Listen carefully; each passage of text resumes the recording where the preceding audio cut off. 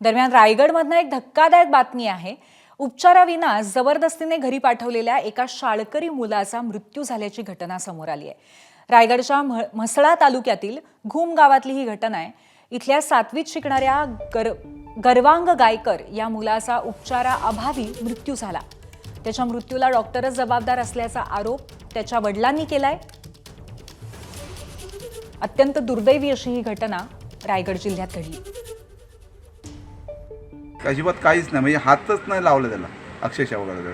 आणि मग मी बोललो, साहेबांची दम दिली, साहेबांना बोललो, साहेबांजवळ तुमची तक्रार करेल नाही ते डॉक्टर वेडे आहेत, त्यांनी तुम्हाला पाठवायला नको पाहिजे होते एवढे लांब, आणि आम्हाला तुम्ही घेऊन जा, इथं तुम्ही ठेवूच नका, इथे जर तुम्ही ठेवली तर दुसरे पेशंट आहेत त्यांचे इन्फेक्शन काय होतं ना ते होईल आणि तुम्ही त्याला परत त्रास होईल, त्यापेक्षा तुम्ही घरी घेऊन जा। आणि जर नाही घरी घेऊन जायचं असेल तर तुम्ही कुठं मानगावला कोण तुमचा नातेवाईक आहे ते तुम्ही थांबा तिथे त्याला घेऊन जावा, व तुम्ही इथून त्याला घेऊन जावा। दरम्यान म्हसळा ग्रामीण रुग्णालयाचे वैद्यकीय अधिकारी डॉक्टर प्रफुल्ल पावसेकर यांनी काय प्रतिक्रिया दिली आपण पाहूयात। 14 वर्षाचा मुलगा रात्री 11:30 वाजता आपल्या RH म्हसळाला आलेला।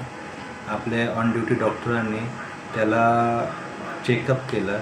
त्याला हाय ग्रेड फीवर होता, ताप जास्त होता, इरिलेव्हंट टॉक म्हणजे काही पण बोलत होता आणि डिसओरिएंटेड होता, म्हणून आपण त्याला IV पॅरासिटामॉल लावलेला आणि पेशंटचा ताप कमी केला।